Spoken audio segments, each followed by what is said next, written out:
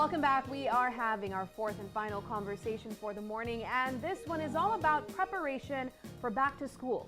Now, we're not just talking simple preparation, we're talking artificial intelligence, technological preparation for back to school. And we are joined by Minette Johnson, and she is a teacher over at St. John's High School. But your focus is also with information technology and business as well. Yes. Good morning. Good morning. Thank you for having me. Yeah, actually, one of your main roles there is the head. The head of these departments. Of the Yes. department of the what department? IT and business. So you're the head of the IT and business department. I Yes. just wanted to get that right, right, for Okay. your sake and for our viewers. The importance of technology in today's education system. Well, for this academic year, SJC is starting to implement AI in their classrooms. Okay. So on the book list now, which we didn't have before, you are required to have some sort of device, preferably a laptop. So you are moving away from, let's say, textbooks, and then now all your textbooks will be on the web, or your teachers will be able to collaborate with you on the web. We are in the process of, let's say, you know how we used to use PowerPoint presentations? You would project it on the wall. Very nice. You would use your clicker. We're straying away from that. So now we are getting training. So since each student will have a device in the classroom, they will be able to access our presentation using a site online, and then we can make it more interactive. So for example, if we ask a student the first slide, how are you feeling today? That student who has a device would be able to draw, or would be able to type how they feel, and the teacher will be able to see it across the board as a classroom. Wow, so all of this is being incorporated. How far are we in the incorporation of these things here at SJC? So this is our first year doing it. Piloting. Piloting it this year. This is our first year doing it, but we're very proud of it. Is it intimidating to introduce artificial intelligence in the classroom setting? Yes, I can imagine. I don't believe so. Okay. I think artificial intelligence is everywhere. Yeah. We have to embrace it. It's here. It's not something we can say, oh, we're not ready for that, because it will go beyond us. So we have to take it by the grip. Teachers have been in professional development workshops over this summer, which they have been training to use AI in the classroom. So for example, we'll use a simple one that everybody would know, ChatGPT. Students know about ChatGPT.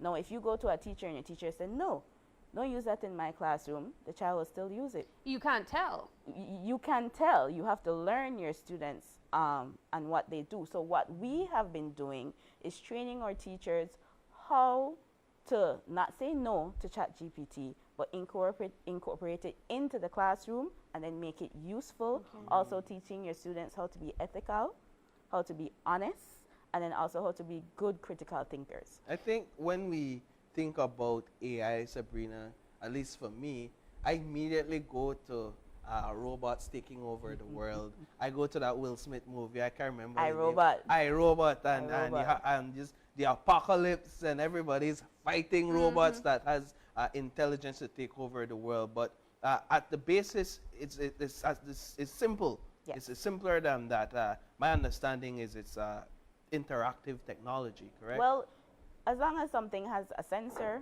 and it's able to do something by learning you, studying you, then it may be considered a robot.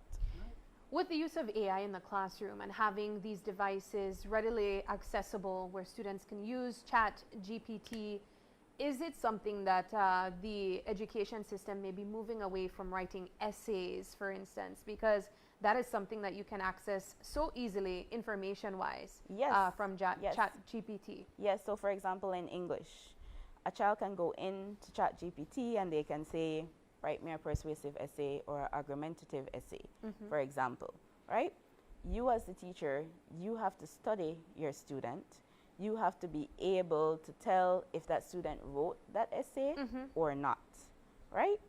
We encourage the students to use it, but in a good way. You're not going to copy and paste everything that ChatGPT tells you, because it may not be factual too. Yeah. Right? And that's something that they have to remember. You have to fact check it. So you can use it as a guiding principle, which will enhance your learning, and also make it more progressive and take up less time, let's Yeah. say, but you are still thinking critically. Okay. So let's talk about some advice, right? Mm-hmm. Here, because now this is at the high school level, Yes. where you have your teenagers in your home. They're maturing, they're understanding the way technology is moving and advancing.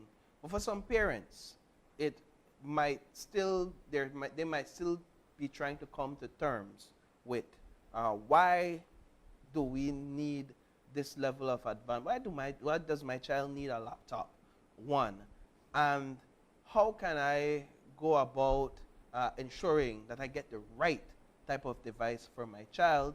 And then, if I'm someone that's protective, how can I ensure that my child is not exposed to materials on the or content on the internet or on the network that does not compromise their safety in any kind of way? Because perhaps at home I have all these safeguards, but when they leave my oversight, then they might engage in things that I don't approve of. So I think there's a lot for parents to consider. What are some of the advice that you would give? Okay, so those are very good questions. Those are all questions we have been getting so Okay. far. So what we at SJC have been doing or will continue to do is we are inviting the parents in. So for example, this year, our freshman orientation, you know, when you attend our orientation, it's usually just students. Now this year is going to be the students and their parents. So we have a segment for students and we have a segment for parents. In that segment where we will speak to our parents, right, we will give them tips like encourage your child not to share your password. The tools we use at SJC, which you can track and monitor your child and what they are learning in the classroom. really? We don't want to give too much, Yeah, of course. but Yeah. the parent can track their child and what they're doing, right? So those are the tips that we would, and then more coming along the way. So we foresee professional development for teachers and or training for our parents as well. Not really training, but to help guide them transition into this new world of technology. Why do you think, well, I know you guys are leading the charge in this, definitely. Why do you think that there's this initial hesitation from other schools and teachers to take this leap? Is it that because it's such a new space, there's this lack of self-confidence in being able to handle what it requires? I think with anything new, we all get that little rumble in our stomach Yeah. when we say we don't jump right in. But I think with the right development, right encouragement, the right people around, we're going to be able to jump right in and move forward. All right. Well, Teacher Minette, we appreciate the information.